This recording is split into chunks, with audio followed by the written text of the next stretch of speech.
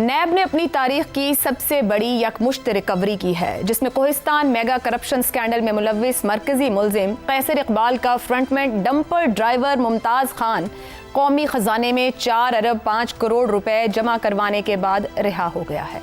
ये खबर बज़ाहिर कौमी खजाने के लिए एक बड़ी कामयाबी के तौर पर पेश की जा रही है, मगर इस रिकवरी के पस मंज़र, तरीक़ाकार और इसके दूररस असरात को देखा जाए तो कई संजीदा सवालात जन्म लेते हैं। Kohistan mega corruption scandal Pakistan की तारीख के उन बड़े मालियाती जराइम में शुमार होता है जिसमें सरकारी रिकॉर्ड के मुताबिक कम अज़ कम 40 अरब रुपए की करप्शन की गई। इस स्कैंडल में बासर अफसरान, सियासी सरपरस्ती, फ्रंटमैन और मुनज़्ज़म करप्शन का पूरा नेटवर्क सामने आया है, मगर अंजाम सजा के बजाय एक मर्तबा फिर प्ली बार्गेन पर आकर खत्म होता दिखाई दे रहा है।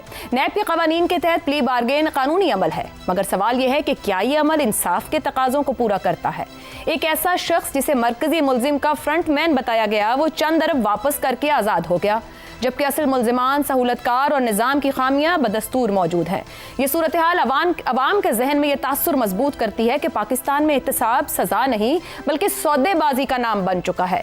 मजीद तशवीशनाक पहलू यह है कि इस केस में वसूल की गई रकम मुबैना लूटी गई रकम का महज एक छोटा सा हिस्सा है। अगर 40 अरब रुपए लूटे गए और सिर्फ 4 अरब वापस आए तो बाकी रकम कहाँ गई? क्या इसका सुराग लगाया जाएगा? दीगर मुलव्विस अफराद का पीछा कब तक जारी रहेगा, या फिर यह मामला भी दीगर बड़े स्कैंडल्स की तरह फाइलों में ही दफ जाएगा? यह मुकदमा सिर्फ एक फर्द या एक रिकवरी का नहीं बल्कि पूरे के पूरे एहतसाबी निज़ाम की साख का इम्तिहान है। अगर करप्शन अरबों में हो और अंजाम चंद अरब वापस करके आज़ादी हो तो यह निज़ाम बदउनवानी की हौसला अफजाई नहीं तो और क्या है। सवाल ये नहीं कि 4 अरब वापस आए, असल सवाल यह है कि क्या कौम के बाकी 36 अरब रुपए भी कभी वापस आएंगे, या एहतसाब सिर्फ हिसाब बराबर करने का नाम ही रह जाएगा। इसी पर सवाल रखेंगे।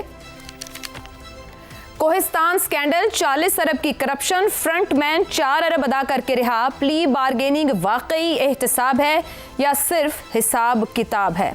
आमिर अहमद खान साहब, ये जो तरीक़ाकार बनाया गया है, अवाम भी देखती और पूछती होगी कि क्या वाकई इंसाफ हो रहा है? आप बड़े बड़े डाके डालें, अरबों की करप्शन करें, निज़ाम वही मौजूद है, चंद अरब चंद करोड़ दें और आप साफ शफाफ हो गए।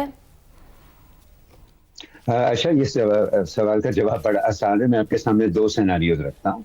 एक वो है जो जिसका अभी हम जिक्र कर रहे हैं कि 4000 करोड़ की करप्शन हुई है और उसमें एक शख्स जो है वो 400 करोड़ देकर बाहर निकल गया है। अब देखें कि इस सिनेरियो के अंदर कौम को पैगाम क्या जा रहा है। कौम को पैगाम दिया जा रहा है कि देखें, चोरी आप कर लें, कोई बात नहीं है। आप ज्यादा से ज्यादा, बुरे से बुरा आपके साथ यही होगा कि जितने पैसों की आपने चोरी की है वो सारे के सारे वापस करने पड़ेंगे, जबकि बहुत रोशन इम्कानात इस बात के हैं कि उसमें से कुछ पैसा आप वापस कर देंगे और कुछ अपने पास रख के तो बाकी की जिंदगी सारी जो है वो मौज करेंगे। ये इसके अंदर जो बुनियादी पैगाम है वो जा रहा है। दूसरा सिनेरियो ये हो सकता है आशा कि आप कहें कि ये जो 40 अरब रुपए या 4000 करोड़ रुपए की जो करप्शन हुई है, हमें इस पैसे से कोई गर्ज नहीं है, ये पैसा गया भाड़ में। हमें सिर्फ उन लोगों को पकड़ना है जो कि इस मुल्क के ऊपर, इस मुल्क के खजाने के ऊपर इतना बड़ा डाका मारते हैं। और यही नहीं, अगर ये 40 अरब की चोरी के पीछे उन लोगों को पकड़कर उनको सजा दिलवाने में हमारे 40 अरब और भी लग जाएं तो हम वो भी लगाएंगे, लेकिन हम उनको नहीं छोड़ जाने देंगे। तो उससे क्या मैसेजिंग होगी, उससे क्या पैगाम जाएगा कि भैया ये काम करना है तो ये सोच लो कि अगर कामयाब हो गए तो चलिए आपकी किस्मत, लेकिन अगर पकड़े गए तो फिर बाकी की सारी उम्र जो है वो जेल में कटेगी, उससे आप नहीं जा सकते।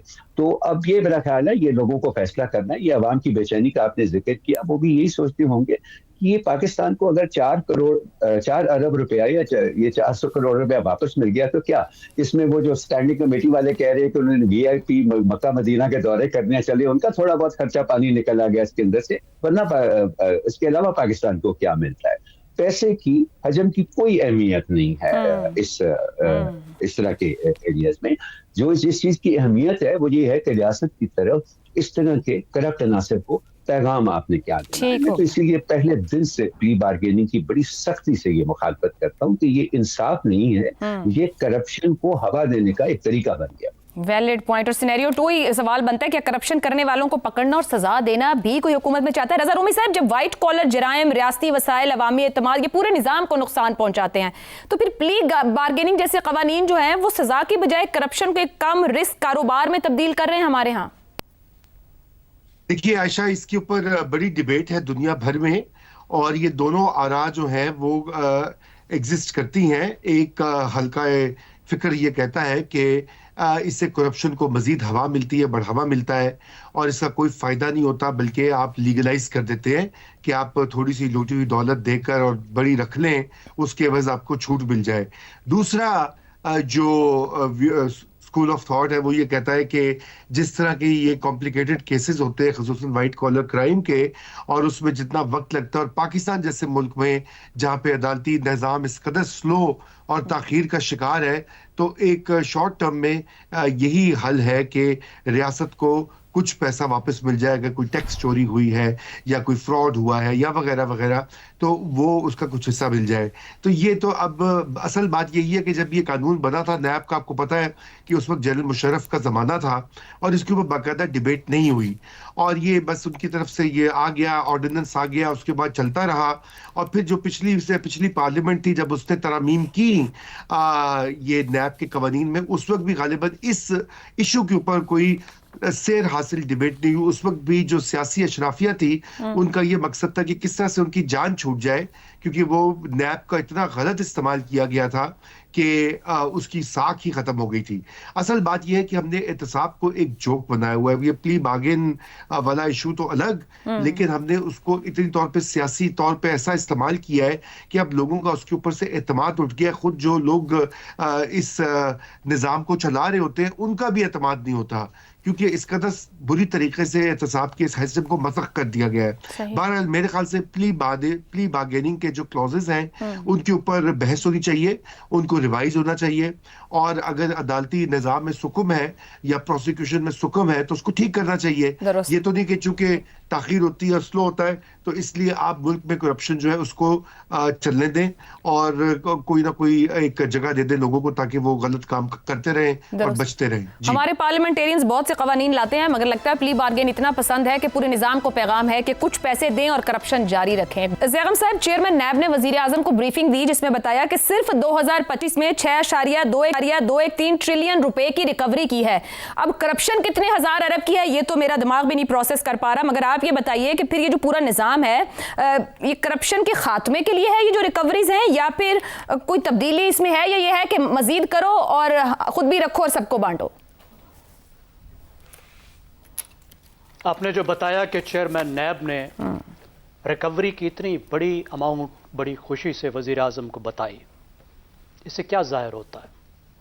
इससे जाहिर होता है कि पाकिस्तान के एहतसाब के सबसे बड़े महकमे की जो कामयाबी है वो इस बात से नापी जाती है कि उसने कितनी रिकवरी की है। ये पाकिस्तान का एहतसाब का सिस्टम है और ये उसकी कामयाबी का मेयार है। इस बात से नहीं नापी जाती कि उसके नतीजे में पाकिस्तान में कितनी शफाफियत आई, कितनी करप्शन कम हुई, कितने अदारे ठीक हुए। अब जो आप बता रही हैं ये वाला वाकया, ये क्या जाहिर करता है? ये जाहिर करता है कि खैबर पख्तूनख्वा का जो पब्लिक फाइनेंस का पूरा सिस्टम है उसमें बहुत बड़ी तबाही और बर्बादी है। कैसे हो सकता है कि एक ऐसा मफलूकुल हाल, एक गरीब डिस्ट्रिक्ट जहां साल का अरब रुपया नहीं जाता होगा, वहां इतने पैसे चले गए, 40 अरब तो गायब हो गए, पता नहीं कितने प्रोजेक्ट के गए, वो कैसे गए? अच्छा, फिर वहां जिन प्रोजेक्ट्स पर यह पैसा लग रहा था और बज़ाहिर लग रहा था, उसमें से जितने पैसे निकाले जा रहे थे वो किसी को नजर नहीं आ रहे थे। क्या मॉनिटरिंग और क्या इवैल्यूएशन थी? वो कंपनी कैसे बन गई और उस कंपनी को काम कैसे मिल गया फौरी तौर पर कि एक डंपर का जो ड्राइवर है वो एक प्राइवेट लिमिटेड कंपनी पे रजिस्टर करा लेता है, उसको गवर्नमेंट की तरफ से ठेके भी मिलने शुरू हो जाते हैं। जब तक कंपनी 10 साल पुरानी ना हो आपको कोई एनजीओ काम नहीं देती, आपको लाख रुपए 2 लाख रुपए का काम नहीं मिलता, और यहां हुकूमत अरबों रुपए के काम दे रही है। आगे चलिए, बैंक जो है वो उसका अकाउंट खोल देता है। जरा अपने ड्राइवर को कहिए जाके अपना सेविंग अकाउंट खोले, उसको लग पता जाएगा बैंक क्या क्या डॉक्यूमेंट मांगेगा। और बैंक ने डंपर ड्राइवर की कंपनी का अकाउंट खोल दिया, उस कंपनी में सरकार से चेक आ रहे हैं, सरकार में भी कोई अलार्म नहीं है, जिस बैंक में वो चेक आ रहे हैं उसमें भी कोई अलार्म नहीं है, सब कुछ चल रहा है। तो क्या यह पहला वाकया है? नहीं। अगर ऐसा पहले भी हुआ और मुसलसल हो रहा है तो ये सब चीजें रिफॉर्म क्यों नहीं हो रही? और अगर ये रिफॉर्म नहीं होंगी तो क्या करप्शन रुकेगी? क्योंकि आपकी वाहिद कामयाबी ये है, ढोल इस बात पे बजा रहे हैं कि हमने इतने पैसे रिकवर कर लिए। डंपर ड्राइवर ने 5 अरब रुपए बनाए होंगे शायद, हमें मालूम नहीं, 4 अरब दे दिए, 1 अरब 14 अरब की करप्शन है डंपर ड्राइवर तो की वो सर। भी मजे करेगा। तो 14 अरब की देखिए देखिए, और उसमें से रिकवर कितने हुए हैं?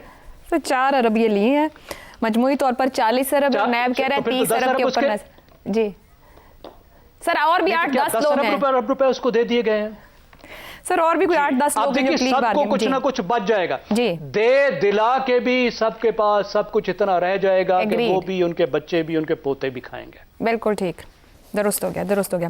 शहजाद साहब, ये जो ऊपर बात हो रही है प्ली बार्गेन का कानून को, अदालतों में भी इसके ऊपर क्रिटिसिज्म रहा, सियासी जमातें भी तनकीद का निशाना बनाती रहीं, ये सरकार क्यों खुश है कि उसके नीचे ये करप्शन होती रहे, नैब जैसा एक इदारा बैठा रहे, वो इस तरह की रिकवरियां करके बताता रहे? क्या सिस्टम क्या बनाया है? इसके ऊपर नहीं किसी की नजर जाती, किसी पार्लियामेंटेरियन की, कोई कानून साजी कर लें? हाँ नहीं, देखें, एहतसाब ब्यूरो किस लिए बनाया गया था? इसलिए कि पीपल्स पार्टी पे नजर रखी जाए। रहमान मलिक यही काम कर रहे थे पीएमएलएन के खिलाफ, 90s की बात है ना। और उसके फौरन बाद फिर हमने चले गए इसके ऊपर, नैब के ऊपर, तो वो कंटिन्यूटी तो वही है जो एहतसाब वाला था। तो नैब के अंदर भी फिर यही शिकायत रही कि उसको इस्तेमाल किया गया सियासी मकासद के लिए, क्योंकि सियासी मकसद के लिए पहले बनाया गया था। बहरहाल वो तो एक साइड होगी। किसी भी एहतसाब का मकसद ये होता है कि सजा और जजा का तयन किया जाए। जजा तो नहीं होती, सजा ज्यादा होनी चाहिए, और हर सजा के लिए माल मसरूका चाहिए होता है, ये साबित करने के लिए कि असल में जुर्म सरजद हुआ। अब मुझे बताइए, 40 अरब अगर हुआ का जुर्म हुआ और उसमें से 4 अरब आपको मिले या सामने आ गए और उसको माल मसरूका के तौर पे दे दिया गया या सामने आ गया या रख दिया गया, तो वो तो जुर्म तो साबित हो गया।